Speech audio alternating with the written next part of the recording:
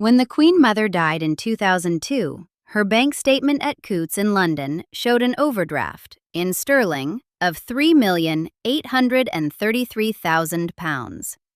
That overdraft was, in the technical sense of the word, a debt. 6 months after her funeral, Coutts received a single transfer of £5 million from the personal account of the sovereign, Queen Elizabeth II. The Coutts overdraft was cleared.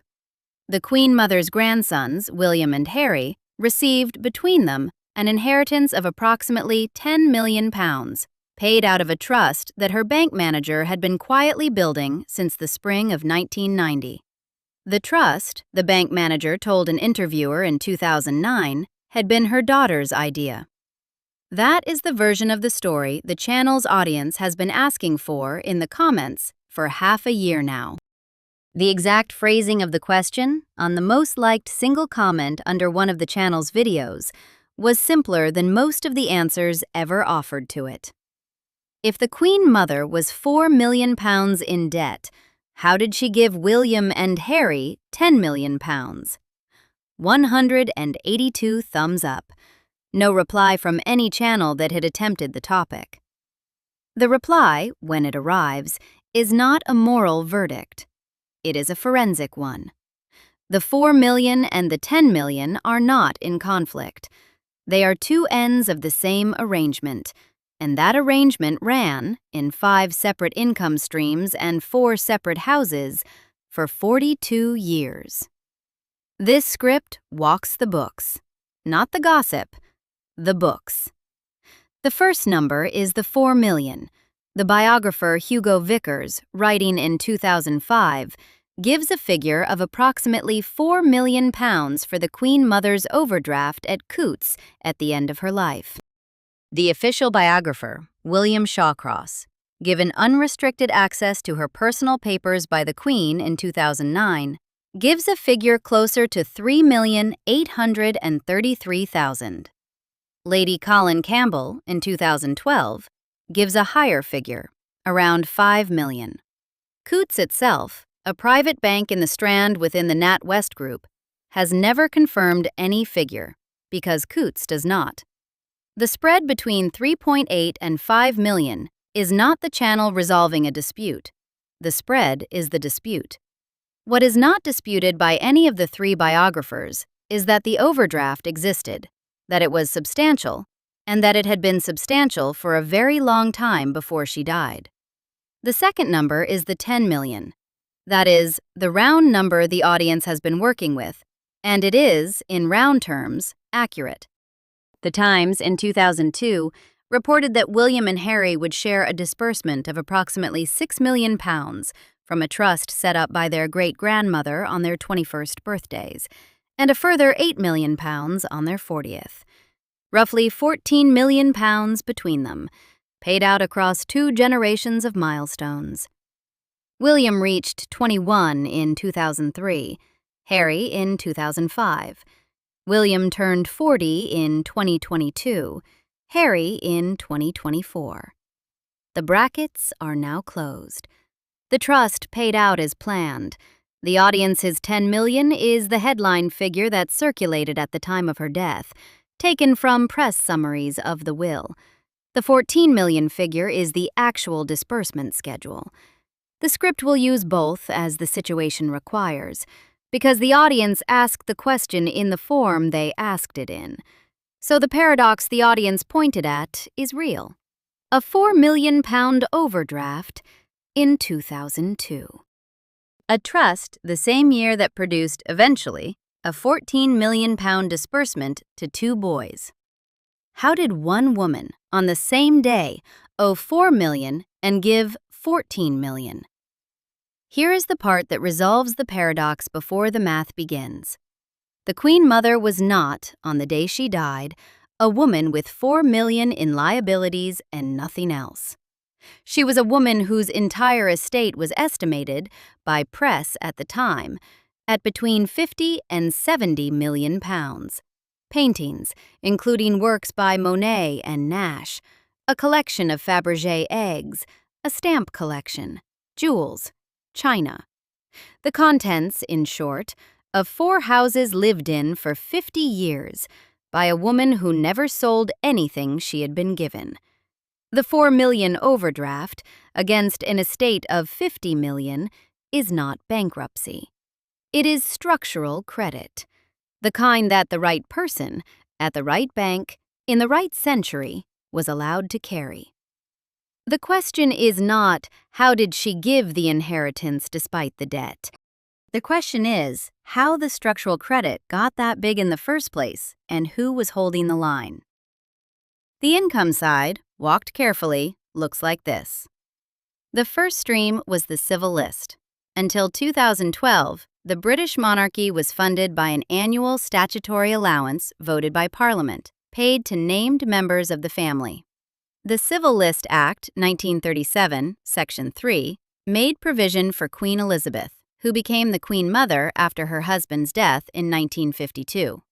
By 1990, her civil list allowance was £334,400. In July of that year, on the floor of the House of Commons, the civil list was restructured, and the royal trustees laid a report before the House on the 15th of October.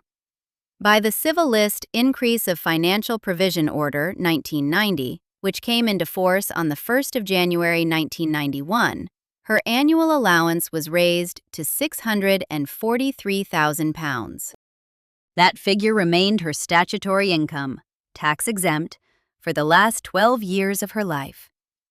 The relevant statutory instrument number is SI 1990/2018, and the relevant Hansard date is 24 July 1990. The numbers in this script come from the statute itself. £643,000 a year, tax-exempt, was not enough. By every contemporaneous account, the running cost of her household was multiples of that figure. The second stream was the subsidy from her daughter. Vickers, in 2005, estimated that Queen Elizabeth II subsidized her mother by approximately £2 million a year from her private resources. The private resources in the Queen's case came from a separate institution called the Duchy of Lancaster, which is the sovereign's private estate, producing a surplus paid as the privy purse, not part of the civil list. The duchy is an inheritance from medieval landholding, agricultural estates, urban property, the foreshore of the Mersey, mineral rights. In 2000, the duchy's net surplus was reported at £5.8 million. That money belonged to the Queen, not to the Queen Mother. The two are kept legally distinct, but $2 million of it a year, every year through the 1990s, moved from the Queen's accounts to her mother's. The transfer was private. The transfer was discretionary. The transfer did not appear on the civil list. The transfer did not appear in the Duchy of Lancaster annual report. The transfer appeared, if at all, in the personal accounts at Coutts, which have never been published. That is the second stream. It was, in Vickers's framing, not a gift. It was a subsidy. The word is precise. The Queen kept her mother in the lifestyle her mother had married into in 1923 and refused, through 3/4 of a century, to step out of. The pattern of the subsidy held for the last decade and a half of the Queen Mother's life, and possibly longer. Vickers' $2 million figure is an annualized estimate. The actual transfers in any given year would have moved in lumps. A supplier bill paid here, a staff payroll covered there, a racing stable bill cleared at year-end. The arrangement was Edwardian in its architecture and modern only in its arithmetic. $643,000 plus $2 million is £2,643,000 a year. The third stream was the small private income from her own investments, which biographers do not detail but which existed. Call it $250,000. Round to £3 million a year, tax favorable, in the last decade of her life. That is what came in. Now walk the expenditure. She kept 4 houses: Clarence House in London, Royal Lodge at Windsor, Burke Hall on the Balmoral estate in Scotland, Castle of May on the north coast of Caithness, which she had bought in 1952 and transferred to a trust in 1996. 4 buildings, 4 sets of staff, 4 sets of grounds, 4 sets of suppliers, 4 roofs. Clarence House alone was a London townhouse on the scale of a minor palace, occupying half of the stable yard at St. James's, and its operating costs ran into hundreds of thousands of pounds a year before a single chair was reupholstered or a single dinner served. Royal Lodge at Windsor was a country house she had been given by her father-in-law George V in 1931, and had kept, after the war, as her preferred weekend establishment. Burke Hall, 2.5 miles from Balmoral Castle, set in 8,000 acres of pine forest, was where she had honeymooned in 1923, and where she would die in due course. Castle of May, on the most northerly tip of mainland Scotland, was her summer escape. A 16th-century tower house she had restored and continued to staff and open every August until 1996.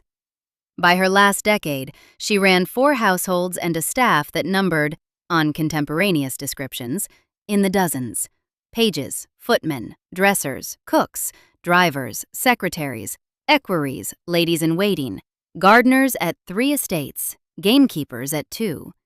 The head count has never been published. The cost has been estimated by biographers and by press at over £1 million a year in salaries alone. There were, on William Talon's account, 3 categories of staff at Clarence House: those who appeared in the published payroll, those who appeared in the household budget, and those who appeared on neither because they had been brought across from another royal payroll or because the post was honorary. The 3 categories overlapped. The total was, by the standards of the late 20th century, exceptional. The second expenditure was the racing stable. From 1949, when she bought her first jumper Monaveen after a conversation with Lord Mildmay at Royal Ascot, until her death in 2002, she was a national hunt owner of considerable scale. 449 winners in her blue and gold colors across 50 years. Special cargo at the Whitbread Gold Cup in 1984. Devon Locks fall 50 yards from the finish line of the 1956 Grand National, the horse leading by a clear length, then suddenly half-jumping over nothing. The rider, Dick Francis, pulled up, not believing what he had just watched. She was, in racing terms, the most popular owner of her generation. She was also, in financial terms, structurally unprofitable. National hunt ownership in the 1980s and 1990s, even with frequent winners, did not pay for itself. Trainers' fees at the leading yards, vet bills, jockey retainers, horse insurance, stabling, transport to fixtures from Newbury to Aintree to Sandown to Cheltenham. The running costs of a serious jumps owner in the 1980s and 1990s ran to several £100,000 a year. She had no intention of stopping. The horses had blue and gold racing colors that became, on television, almost a brand. The colors of the Queen Mother, recognizable to anyone who watched the King George VI chase or the Cheltenham Festival. The colors were the public-facing part. The accounts were not. The third expenditure was the suppliers. The Barry Brothers and Rudd account on St. James's Street, which kept Clarence House in gin and Dubonnet by the case every week for half a century. The hatter who made her millinery. The dressmaker who cut her pastel ensembles. The florist who delivered to 4 houses. The framing for the racing photographs. The cobbler for her shoes. The vintner who supplied the dinners. The wine merchant who supplied the champagne. The fishmonger from May. The grocer at Ballater. The bills, by repeated reporting, ran late. The suppliers waited. The waiting was, in the polite formulation of the Edwardian household, the supplier's privilege. The pattern, by the 1990s, had become routine. A small business in Mayfair would send 3 invoices, then a polite inquiry, then nothing, then a settlement in lump at year-end, usually with an apology from her treasurer. Some businesses considered the delayed account a price worth paying for the royal warrant on the shop front. Some businesses, eventually, did not. The list of suppliers she lost across her widowhood is not in the public record, but the names that stuck, the gin merchant, the hatter, the dressmaker who had cut for her since 1937, kept their royal warrants until the end. The fourth expenditure was the entertaining. She entertained at all 4 houses on a scale that nobody in modern royal practice has matched. Dinners at Royal Lodge for hundreds, garden parties at Clarence House, salmon fishing parties at Birkhall, picnics at Castle of May for which the food was helicoptered in. The cost of being the Queen Mother of England, performed at the scale she chose to perform it, was, by repeated biographer estimate, between £1.5 and £2 million a year above her civil list allowance, even with the Queen's subsidy. $3 million in, $3 to $4 million out. The deficit closed every year by overdraft. That is the engine that built the £4 million liability. It was not a single bad decision. It was 40 years of structural deficit, carried on a Coutts line of credit that nobody at the bank was going to call in. Coutts had banked the royal family since the 18th century. Coutts was not going to embarrass its most famous account holder. The overdraft compounded, the suppliers waited, the Queen subsidized, and the deficit ran on. Until 1991. According to multiple biographer accounts, in 1991 the Coutts overdraft was restructured. The details have not been disclosed publicly. What is known is that the chairman of the bank and the Queen Mother's treasurer reached an arrangement. The arrangement was, in form, a renegotiated credit line. In effect, it was a recognition that the overdraft was not going to be repaid in the ordinary course of household budgeting and would have to be carried indefinitely at terms agreeable to the bank. The bank, with 300 years of royal banking behind it and the sovereign herself as a current account holder, was disposed to agree. The treasurer at the time was Major Sir Ralph Anstruther, the 7th Baronet of Balcaski, born in 1921, decorated for war service in Italy with the Coldstream Guards, equerry to the Queen Mother from 1959 and treasurer from 1961. He was, by every contemporaneous account, a man of unbreakable Edwardian rigor about household economy. He bulk bought. He refused hotels on overseas travel in favor of private houses lent by friends. He pared expenses to the minimum. He served her for 37 years. He retired as treasurer in 1998 and was appointed treasurer emeritus. He had been appointed CVO in 1967, KCVO in 1976, and elevated to GCVO in 1992, the 3rd grade of personal honor the sovereign gives to a courtier, given by his employer's daughter. The detailed register is the one the Scotsman put in print after his death. He suffered a breakdown in his final years, attributed by reporting to the stress of trying to control her spending and her overdraft. The man who built a career on frugality watched the deficit grow every year for nearly 4 decades. He had served George VI before the Queen Mother and would have known the household when there was an actual reigning king to set the tone. He died on the 19th of March, 2002, in his sleep, at his family estate at Balcaski in Fife. The Queen Mother died 11 days later. The 2 deaths bracket the end of the arrangement that he had spent his working life trying to hold together. The family later sold Balcaski in 2017. The Scottish press, reporting that sale, was the source of the line that Anstruther had been driven to a breakdown by the Queen Mother's finances. So in 1991, the overdraft was restructured. The figure was, by the late 1990s, holding at around $4 million. That is where Vickers picked it up. That is where Shawcross picked it up. That is where Lady Colin Campbell picked it up, with the higher figure. The records each biographer worked from were different. The discrepancy is not a contradiction. It is the gap between 3 points on a number that fluctuated. Now the other side of the arrangement, the trust.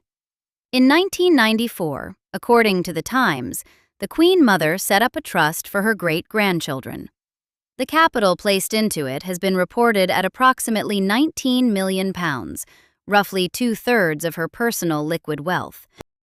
An unnamed former palace aide, quoted in Times reporting at the time of her death and recycled in coverage of the boys' 40th birthdays in 2022 and 2024, described the move in deliberately uncontroversial language. Quote, "It was a way in which the Queen Mother could set aside money for when her great-grandchildren were older, and a way of passing a slice of her estate down in a tax-efficient way."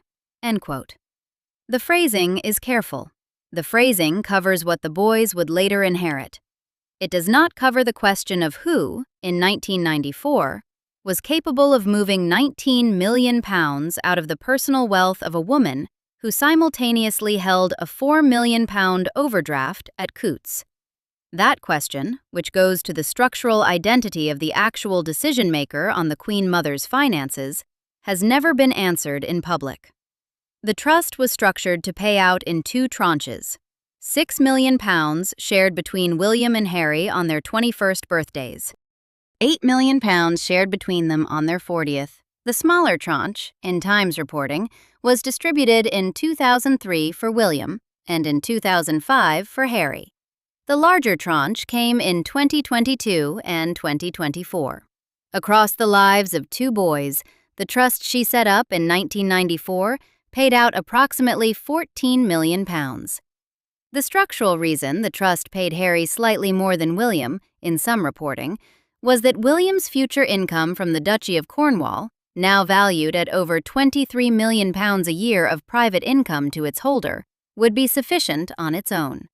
Harry, with no equivalent revenue, was given the larger personal share. The Queen Mother, working with her advisors in 1994, was already planning around 2 grandsons whose adult financial situations would differ.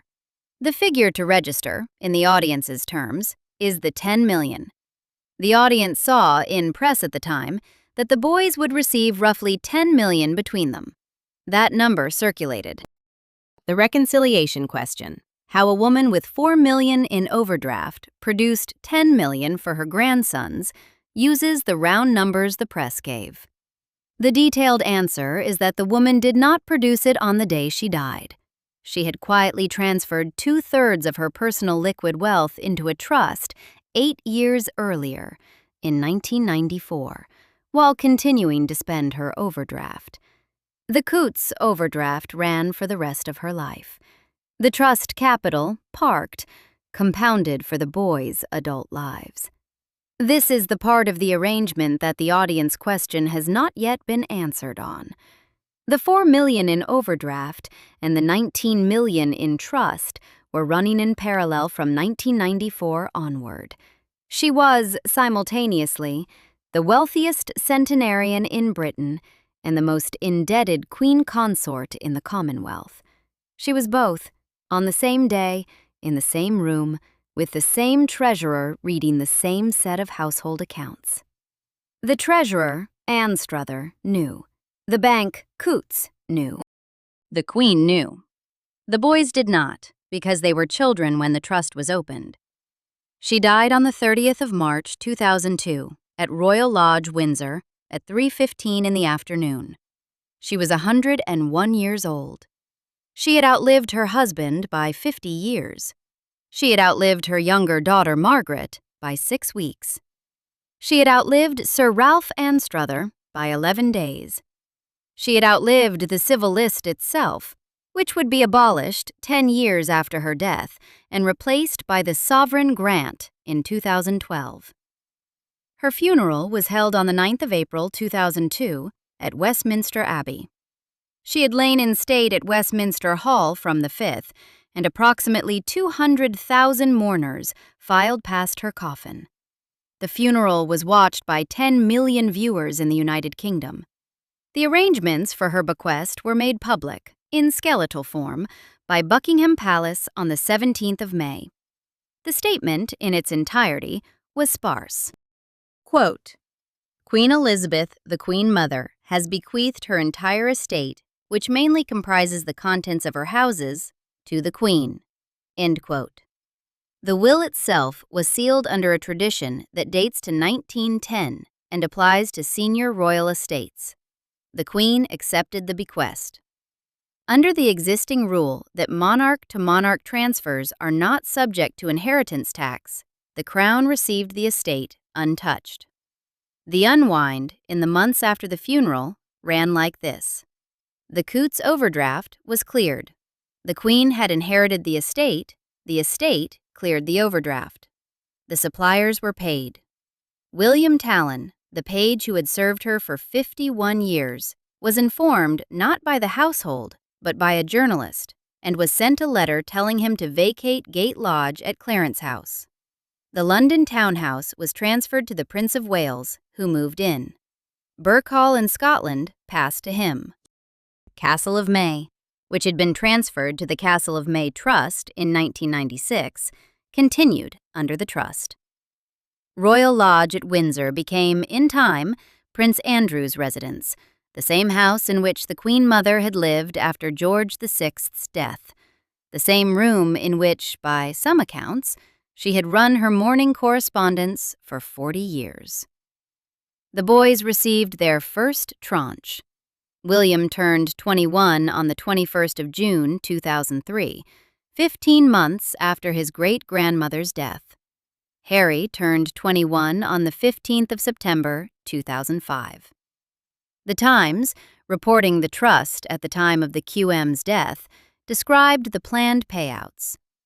$3 million each at 21 in round terms. The larger $4 million each tranche would arrive on their 40th birthdays in 2022 and 2024, long after the woman who had built the trust was dead, and long after the bank that had carried her overdraft had moved on. The boys would, by the time they reached 40, be men in middle age, with their own households, their own controversies, and their own bank accounts.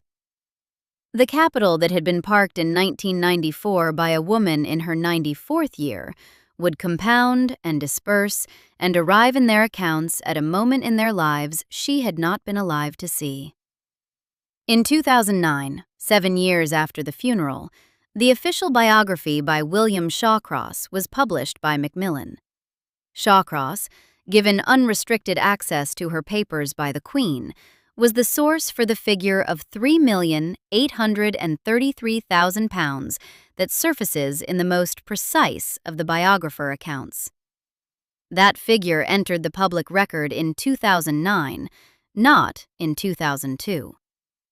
The 7-year gap between her death and the publication of the official biography is the only public record moment when something that looks like a forensic figure for the overdraft was produced by an authorized hand with access to the papers. The Queen never spoke. The biographer did. The figure is, in that sense, the closest the audience will ever get to a Coutts statement. The arrangement, in cumulative form, looks like this. From 1923, when she married the future King George VI, until 2002, when she died, the Queen Mother lived at the scale of a queen consort. Civil list provision, eventually £643,000 a year, subsidy from her daughter, eventually $2 million a year. Overdraft at Coutts, restructured in 1991, running at $4 million by the late 1990s. Trust capital placed in 1994, approximately $19 million. Estate at death, $50 to $70 million. Bequest to her daughter, entire. Disbursement to William and Harry over 2 decades, approximately $14 million. The arithmetic, walked from end to end, gives the answer the audience asked for. The $4 million was real. The $10 million the audience saw in the press was real. The number connecting them was the The Queen Mother had moved into trust in 1994, 8 years before she died. Capital she had been given by her daughter and by the civil list, and by the duchy through the privy purse, and by her own accumulating asset base over the 42 years of her widowhood. She had not paid the overdraft because she had no plan to pay the overdraft. She had paid the inheritance because she had paid it in 1994, in advance, while her daughter quietly paid the running deficit every year on the other side. This is the part of the picture the audience has been pointing at without quite naming. The transaction was not between the Queen Mother and the bank. It was between Queen Elizabeth II and her own mother, conducted across 42 years through 3 institutions: the civil list, the privy purse, and the Coutts overdraft, with a treasurer trying to keep the lid on the operating deficit and a bank chairman willing to extend the line indefinitely on the strength of the daughter's signature. The Queen Mother did not, in any meaningful sense, balance her own books. Her daughter did. Her treasurer Anstruther tried and broke down doing it. The bank waited. The trust quietly compounded for the boys. When the woman died, the entire scaffold collapsed cleanly because the woman holding the scaffold up was still alive. The remaining detail is the question of why the Queen never publicly explained any of it. The civil list was a matter of statute and parliamentary debate, and that was made public. The Duchy of Lancaster's accounts were published annually. The estate's headline value at death was reported. The trust's existence was reported by The Times in 2002 and elaborated in 2022 and 2024 when the boys reached the milestone ages. But the actual arrangement, the mechanism by which the daughter held her mother's lifestyle in place, was never described from the Queen's own mouth, in interview or speech or memoir, because the Queen did not give interviews and did not write memoirs. The audience has been asking how the math worked. The Queen, in 70 years on the throne, never answered. The answer was assembled piece by piece from biographers, Vickers, Shawcross, Lacey, Brown, and from the press reporting that they relied on. The pattern, taken as a whole, requires explanation. A daughter subsidized her mother by $2 million a year for the last decade plus of the mother's life. A daughter let the overdraft compound to $4 million across 40 years. A daughter inherited an estate of $50 to $70 million in 2002 and used part of it to pay off the overdraft her mother had run on her bank's patience for half a century. A daughter signed off in 1994 on her mother's quiet placement of $19 million in trust for her own great-grandchildren, the boys who would inherit, in 2003 and 2005, and 2022 and 2024, the answer to the question the audience eventually asked in the comments section. The daughter's name appears nowhere on the checks because the checks have never been published. The daughter's role appears in skeletal form in the official biography commissioned by the family and published in 2009. The daughter's silence appears in completed form in 70 years of public reign. So the math is the answer to the math question. £3 million a year in, £3 to £4 million a year out. 40 years of structural deficit carried by a Coutts overdraft, restructured in 1991, holding at $4 million by the late 1990s. $19 million placed in trust in 1994 for 2 boys not yet of voting age. $50 to $70 million in estate at death. The $4 million cleared from the estate the daughter inherited. The $14 million paid out to the grandsons across 2 decades, in 2 tranches, at the ages set by the trust deed of 1994. None of it was a mystery, in the sense that the audience meant a mystery. All of it had been on the public record, in pieces, for 24 years. What had not been done, until now, was the walk. Elizabeth II, in the 7 years between her mother's death and her own second check-clearing transfer in 2009, never once publicly mentioned the arrangement, never publicly named the bank manager who had quietly built the inheritance trust, and never publicly explained how a woman with a £4 million overdraft had also been, on the same day, capable of leaving £10 million to her two great-grandsons. The audience's question, asked in 5 comment sections across 6 months, was a real question with a real answer. The answer was, the inheritance was real, the debt was real, and the woman who balanced the two of them was not the Queen Mother. It was her daughter.